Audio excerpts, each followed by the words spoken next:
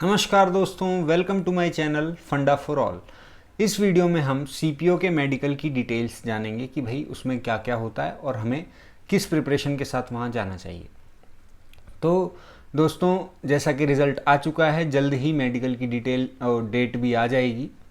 तो और हमारे जो मेडिकल होता है वो सीएपीएफ के हॉस्पिटल्स में या दिल्ली में जो भी हॉस्पिटल बोर्ड रिकमेंड करता है दिल्ली पुलिस का, उसमें होता है।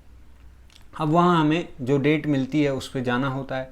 तो हमें क्या टाइमिंग लेके जाना चाहिए? तो पहली बात, हमें कम से कम 2 दिन का टाइम लेके जाना चाहिए। अगर आप दूसरे स्टेट से आ रहे हैं तो 2 दिन लेके जाइए, क्योंकि दूसरे दिन ही रिज़ल्ट मिल पाता है। उसके बाद नेक्स्ट चीज़ कि आप अपने हाइजीन का पूरा ख्याल रख के जाइए, सफाई से जाइए, क्योंकि डॉक्टर्स कहते हैं कि आप अपने नेक्स्ट बैच को या अपने दोस्तों को बता दीजिए कि सफाई के साथ आएँ। आर्मपिट्स हुआ, ग्रोइन एरियाज़ हुआ, और जो भी मतलब ईयर हुआ, कान की सफाई, नाखून की सफाई भी करके आप वहाँ पे जाइए, ताकि आप अच्छे से अपने आप को प्रेजेंट करें। अब वहाँ होता क्या है, तो आपको फॉर्म फिल करा के और आपकी डिटेल्स ले ली जाती है। उसमें आपने भरना होता है कि आपको कोई बीमारी है नहीं है, वो पूछते हैं, कई सारे कॉलम्स होते हैं। उसमें आप जैसा भी रिस्पांस देते हैं उसके बाद आपका मेडिकल शुरू होता है डॉक्टर्स के साथ।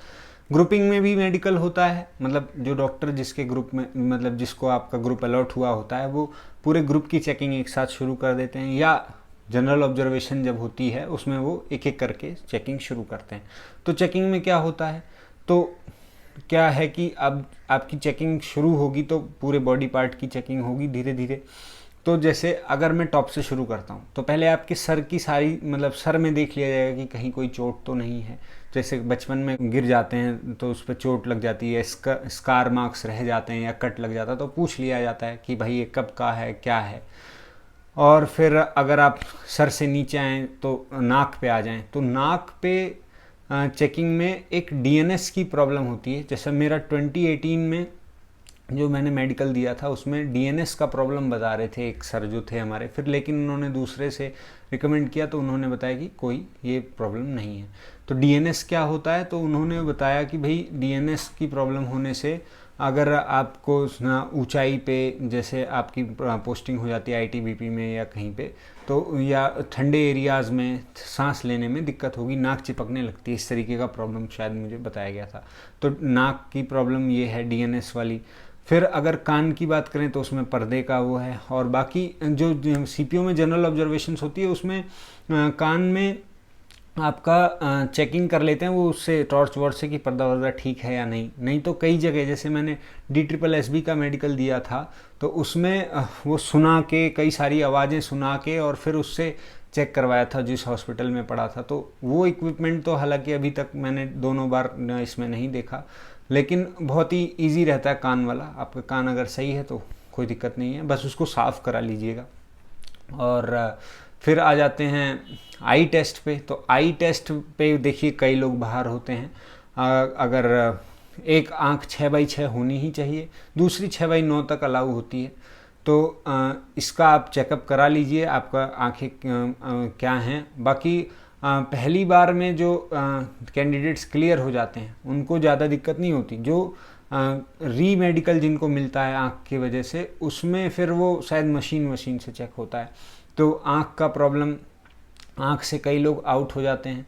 आई टेस्ट में बात करें तो कलर ब्लाइंडनेस का भी टेस्ट होता है। वो दो तीन बुकलेट रहती हैं, उसमें आपको डिज़ाइन बना के या नंबर दिखा के पढ़ाया जाता है कि, और उसमें वो नंबर होते हैं वो छिपे हुए होते हैं, तो उसका भी आप वहाँ जाके पढ़ना है आपने। और मतलब ज़बरदस्ती मत पढ़िएगा, अगर नहीं दिख रहा है तो मना कर दीजिए कि सर इसमें मुझे कोई डिज़ाइन नहीं दिख रहा है या यो।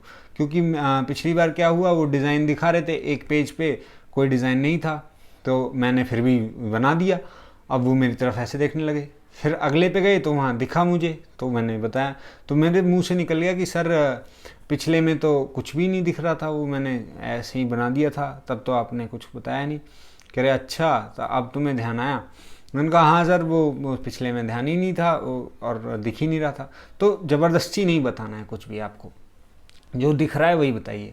तो कलर ब्लाइंडनेस पे भी पॉइंट बन जाता है। और कलर ब्लाइंडनेस जहाँ तक है कि वो परमानेंट ही रहता है, तो उस पर परमानेंट चीज़ें जो हैं उस पर रीमेडिकल भी नहीं मिलता है। जब री मेडिकल के लिए आप अपील करेंगे तो परमानेंट उस जो केसेस हैं उसमें री मेडिकल नहीं मिलेगा।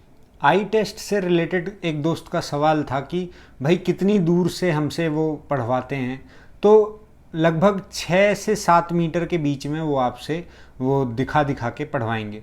और अगर जब वो मान लीजिए इस आँख से दिखा रहे हैं और आपके पास उन्होंने वो दूसरी आँख ढकी हुई है, तो आप अगर वो आँख ज़्यादा पास से ढक देते हैं तो फिर कंसंट्रेशन नहीं हो पाता है।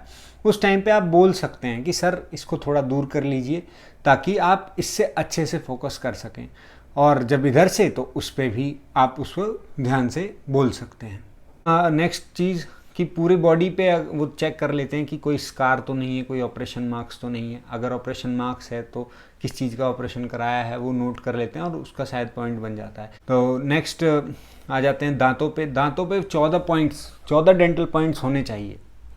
अब डेंटल पॉइंट्स जो हैं वो दांतों के ग्रुप से बनाया जाता है। भाई मिनिमम 14 होने चाहिए। कई जो भी 2-2, 3-3 दांतों का ग्रुप मिला के वो डेंटल पॉइंट्स होते हैं। अब उसमें जैसे ज़्यादा दांत आपने निकलवा दिए हैं या क्या है, तो 14 मिनिमम लगभग सबके हो ही जाते हैं। कोई उसमें बाहर आज तक मैंने नहीं देखा कि कोई, हाँ, सीवर पायरिया वगैरह नहीं होना चाहिए।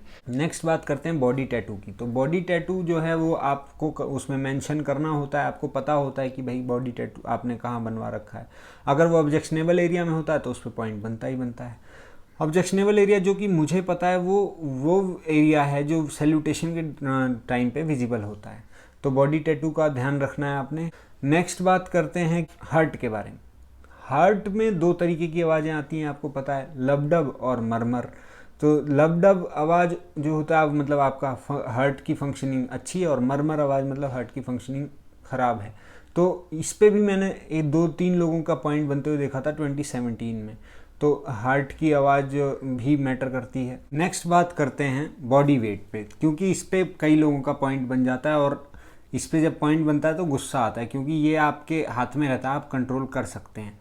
थोड़ा बहुत तो डॉक्टर देख भी लेते होंगे, वैसे तो मुझे नहीं पता कि देखते हैं या नहीं, क्योंकि मेरा दोनों बार कंट्रोल में था, इस बार का अभी मुझे करना है।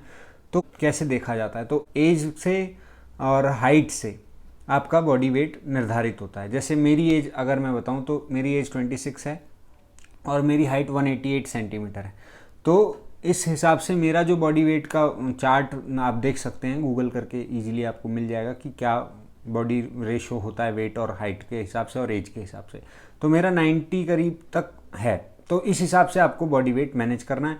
अगर बॉडी वेट आपका ओवर है तो आप उसको फटाफट मतलब उसको उस पर काम करना शुरू कर दीजिए। डाइट के हिसाब से उस हिसाब से मैनेज करिए, और एक्सरसाइजेज वगैरह उस हिसाब से करना शुरू कर दीजिए। नेक्स्ट बात करते हैं ब्लड प्रेशर की। तो इसमें भी कई लोग पॉइंट बनवा लेते हैं। लोग घबराने लगते हैं कि भाई अब बीपी चेक होने वाला है, तो उस घबराहट में ही बीपी बढ़ जाता है। जैसे कि मैं अपनी बात बताऊं, वो बीपी नापने आते हैं, मुझे अंदर से ऐसा होने लगता है कि अब क्या होगा, और हालांकि नॉर्मल आ जाता है, बट अपने आप को हमें फिक्स करके रखना होता है, स्टेबल करके रखना होता है। इसमें भी पॉइंट बन जाता है। फिर वो री मेडिकल में जाओ आप सिर्फ बीपी नपवाने, तो वो अच्छी बात नहीं लगती, गुस्सा आता है अंदर से। तो बीपी का भी बहुत इम्पोर्टेंट रोल है। नेक्स्ट बात करते हैं कि बैक में। अब बैक देखते हैं वो लोग कि भाई बैक में आपका जो स्पाइनल कॉर्ड है वो किस तरीके से मतलब ज़्यादा उभरा हो, डिफॉर्मिटी तो नहीं है, उभरा नहीं, डिफॉर्मिटी चेक हो जाती है वो, क्योंकि उसमें एक कॉलम जब आप फिल करोगे फॉर्म में, उसमें लिखा होता है कि आपकी बैक में रेगुलर पेन तो नहीं रहता। जैसे कई लोगों की बैक में रेगुलर पेन रहता है, लंबर में डिसलोकेशन हो जाती है, लंबर L3 L5 में, तो उस चीज़ को भी वो अब जनरली ऑब्जर्व कर लेते हैं कि ठीक है या नहीं। नेक्स्ट जिस पे पॉइंट बनता है वो है varicose veins. Varicose veins doctor check करते हैं, आंखों से ही देख लेते हैं, वो थोड़ी लाइट वाइट डाल के, कि वो मेनली पीछे यहाँ पे थाई के पास आपका पीछे से हैमस्ट्रिंग के पास देखते हैं कि क्या कोई वेन्स में मतलब गांठ वांठ तो नहीं है। अगर वहाँ पे क्लियरिटी है तो वेरिकोज वेन्स में बच जाते हैं। इसमें कई लोगों के पॉइंट्स बन जाते हैं। नेक्स्ट बात करते हैं हैंड ओरिएंटेशन की।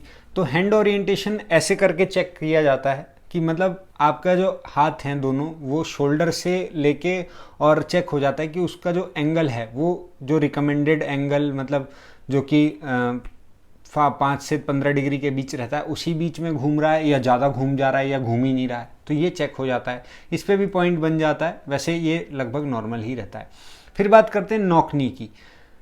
भाई दोनों जो घुटने हैं आपके वो नॉर्मल जो घुटने होते हैं वैसे हैं, या घुटने अंदर की तरफ मुड़े हुए हैं या बाहर की तरफ मुड़े हुए हैं। ज़्यादा बाहर की तरफ मुड़े होंगे या ज़्यादा अंदर की तरफ मुड़ते हैं तो वो चिपक जाते हैं, तो चिपक जाते हैं तो वो दिक्कत होती है। उसको चेक भी डॉक्टर्स कई तरीके से करते हैं। कई डॉक्टर्स सीधे खड़े करके ही देख लेते हैं कि भाई नॉकनी तो नहीं है, कई उसको आपको लिटा के फिर पैरों से पकड़ कर चेक करते हैं कि भाई नॉकनी तो नहीं है। नॉकनी में जैसा है नॉर्मली वैसे ही रखें, ज़्यादा मूवमेंट करने की ज़रूरत नहीं होती, सिंपली चेक होता है। अगर है तो है, नहीं है तो नहीं है। एक चीज़ हमें ये भी यहाँ पे ध्यान रखनी है कि आपने दोनों एग्ज़ाम दे लिए हैं, फिज़िकल दे लिया है, और मोटिवेशन आपको ये रखना है अपने साथ कि भाई अब जो मेडिकल है, बॉडी वेट और जो चीज़ मतलब जैसे बॉडी वेट ही मेनली, इसको आप कंट्रोल कर सकते हैं। बाकी चीज़ें अब आपके कंट्रोल में नहीं है। अब जो ऐसा है वैसा ही है। अगर कोई ऑपरेशन हो रखा है तो हो रखा है, तो आप एक मोटिवेशन के साथ जाइए कि अब आपके हाथ में कुछ नहीं है।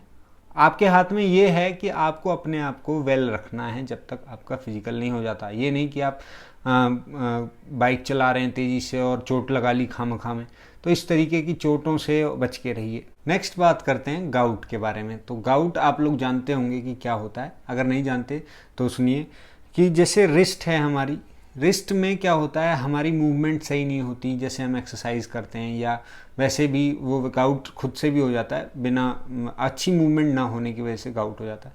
गाउट में फ्लूइड्स भर जाते हैं और वो बम्पी स्ट्रक्चर ऐसे ऊपर की तरफ उभर जाता है, या यहाँ पे या यहाँ पे, और भी जो भी जॉइंट्स हैं वहाँ पे।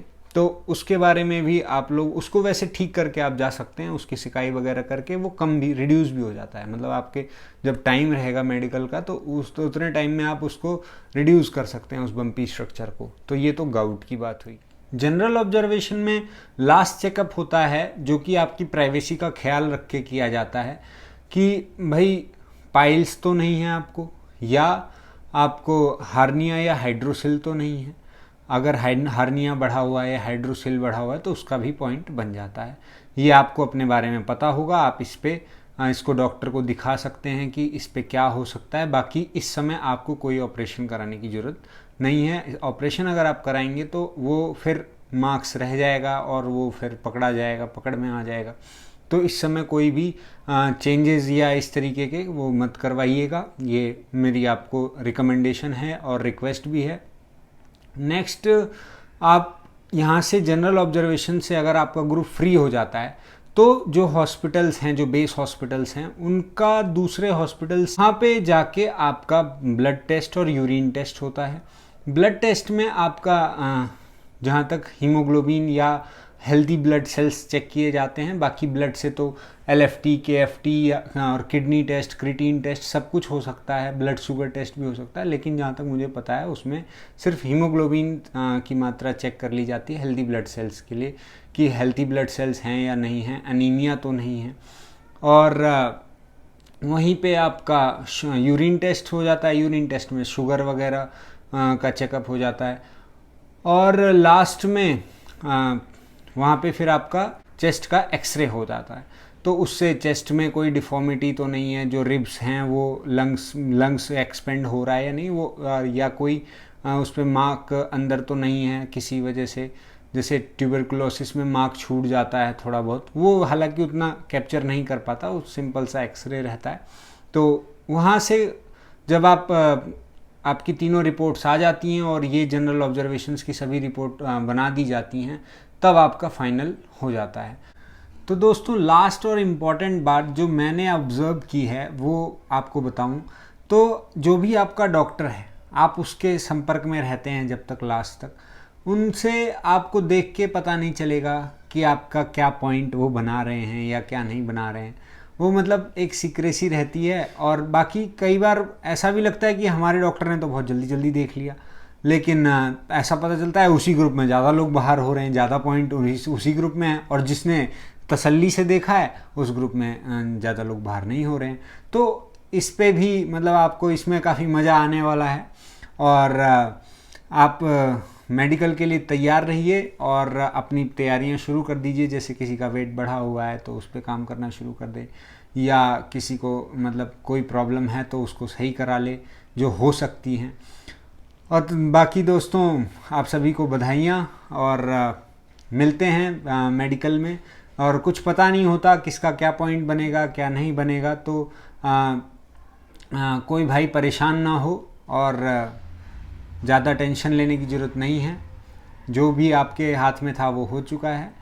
तो दोस्तों ये था आज का मेरा ट्यूटोरियल समझ लीजिए, या जो मुझे पता था या जो मेरा एक्सपीरियंस था मेडिकल का वो सारा मैंने शेयर किया है। अगर कुछ छूट रहा है इसमें, या किसी भाई जो मतलब जो हेल्प करना चाहता है फ्रेश कैंडिडेट्स की, और जो कुछ मेरे इस वीडियो में छूट रहा है वो कमेंट में करके बता सकते हैं कि भाई ये ऐसा है या कुछ गड़बड़ है, तो उसको सही करके बता सकते हैं। तो दोस्तों आप मेरी वीडियो को लाइक कीजिए, चैनल को सब्सक्राइब कीजिए और शेयर कीजिए ताकि मेरा मोटिवेशन बढ़े। और मिलते हैं नेक्स्ट वीडियो में, तब तक के लिए धन्यवाद। जय हिंद।